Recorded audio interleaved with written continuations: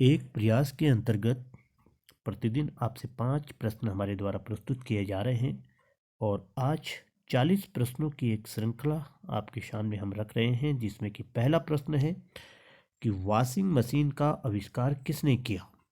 तो उत्तर है कि वॉशिंग मशीन का आविष्कार अल्वा फिशर ने किया था।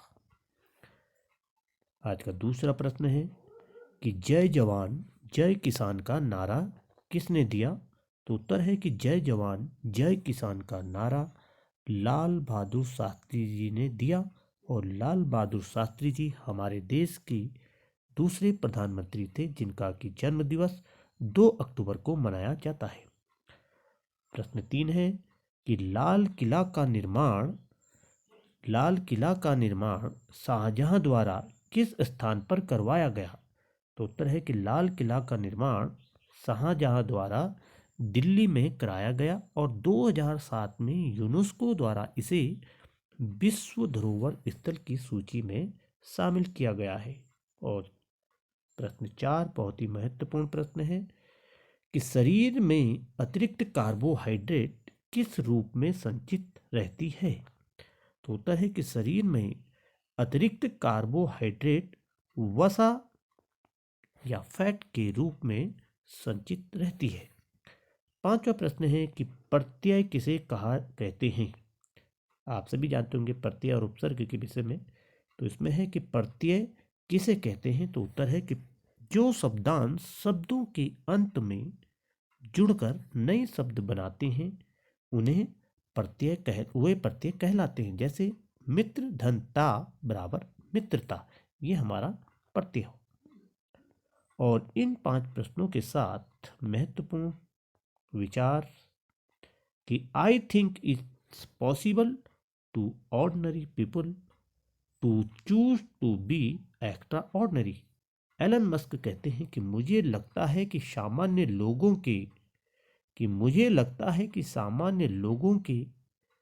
लोगों के लिए असाधारण बनना संभव है। अगला प्रश्न देखिएगा कि किसी क्षेत्र या स्थान पर आवश्यकता से अधिक वर्षा होने की स्थिति को क्या कहते हैं। यानी कि यदि किसी क्षेत्र में बहुत अधिक वर्षा हो रही है तो उसे क्या कहते हैं। तो उत्तर है कि उसे अतिवृष्टि कहते हैं। और अगला प्रश्न देखिए कि भूकंप का अध्ययन करने वाले को क्या कहा जाता है। तो उत्तर है कि भूकंप का अध्ययन करने वाले को सिस्मोलॉजिस्ट कहा जाता है। अगला प्रश्न देखिए कि बहुत ही महत्वपूर्ण प्रश्न है और अनेक बार ये पूछा जाता है और इसकी जानकारी आप सभी को होनी चाहिए कि मानव शरीर की सबसे छोटी अस्थि कौन सी होती है। अस्थि माने हड्डी। तो उत्तर है कि मानव शरीर की सबसे छोटी अस्थि स्टेपिज है, जो मध्य कान में स्थित होती है। तो ये आपको बहुत ही ध्यान में रखना चाहिए। हमेशा ये पूछा जाता है कि मानव शरीर की या हमारे शरीर की सबसे छोटी हड्डी कौन सी है। तो ये हर किसी को मालूम होना चाहिए कि स्टेपीज सबसे छोटी हड्डी हमारे शरीर के अंदर होती है। अगला प्रश्न देखिएगा है कि डेंगू बुखार का वाहक कौन है। कि डेंगू कैसे होता है या डेंगू किसके काटने से होता है। तो उत्तर है कि डेंगू बुखार का वाहक एडीज इजिप्टाई मच्छर है, यानी डेंगू मच्छर के काटने से होता है। अगला देखिएगा हिंदी से प्रश्न है कि अंधे के हाथ बटेर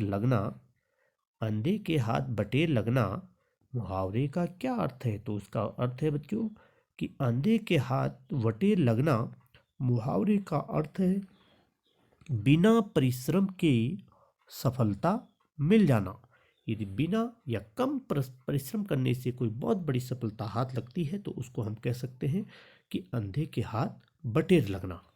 इसी के साथ आज का जो महत्वपूर्ण विचार है कि structure yourself in such a way that you are always part of the solution not the problem. कि अपने आप को इस तरह बनाएं कि आप हमेशा समाधान का हिस्सा हों, समस्या का नहीं।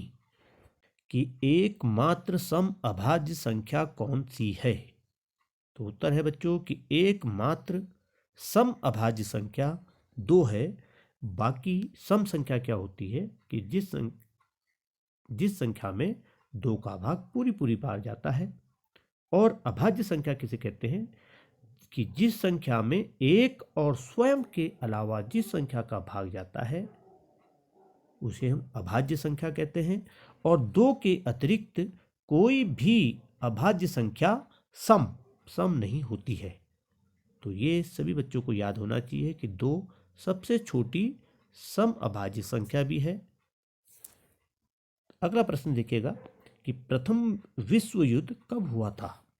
प्रथम विश्व युद्ध कब हुआ था? तो उत्तर है कि प्रथम विश्व युद्ध 28 जुलाई 1914 से 11 नवंबर 1918 तक हुआ था।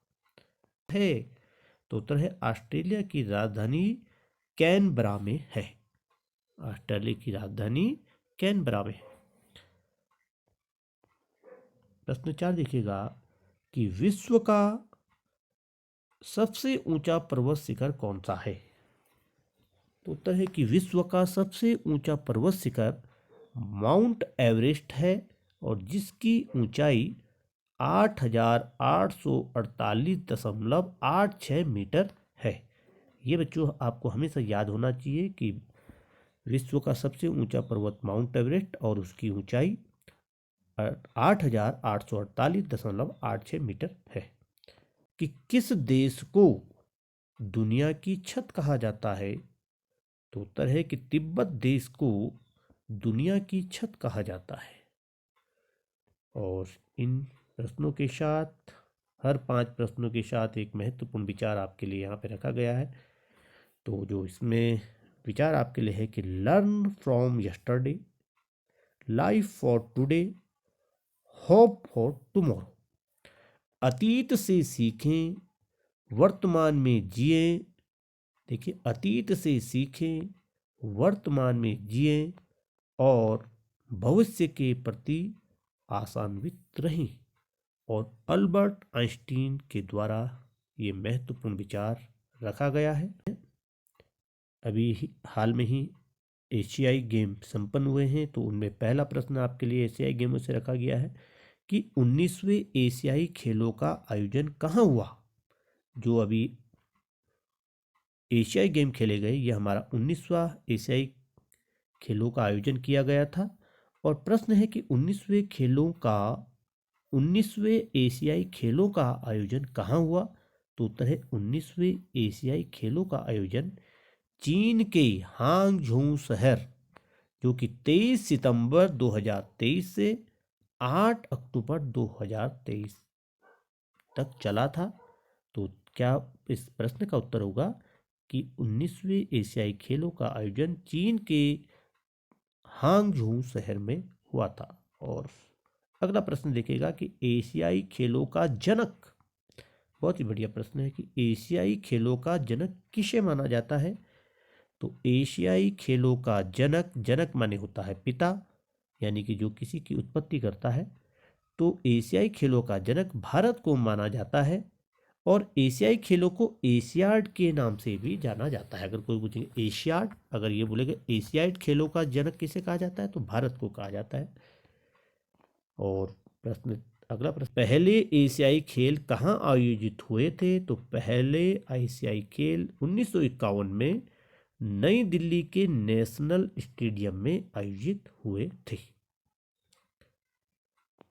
प्रश्न अगला देखिएगा कि 19वें एशियाई खेलों में भारत कितने पदक जीतकर चौथे स्थान में रहा? तो सबसे पहली बात तो एक प्रश्न ये भी है कि 19वें एशियाई खेलों में भारत कौन से स्थान पे रहा? तो चौथे स्थान पे रहा।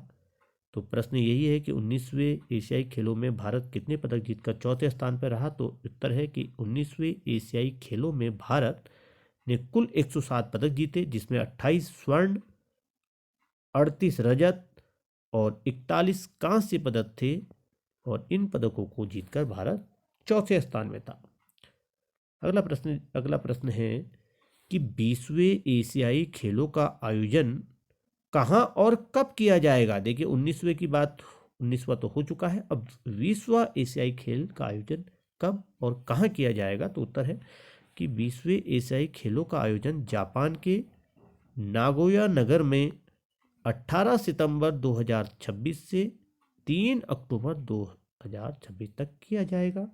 और इसी के साथ जो महत्वपूर्ण विचार है, the speciality of evil is that it never give up, but the speciality of goodness is that it never loss.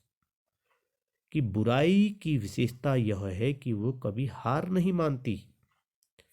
बुराई की विशेषता यह है कि ये कभी हार नहीं मानती, परंतु अच्छाई की विशेषता है, परंतु अच्छाई की विशेषता यह है कि ये कभी हारती नहीं।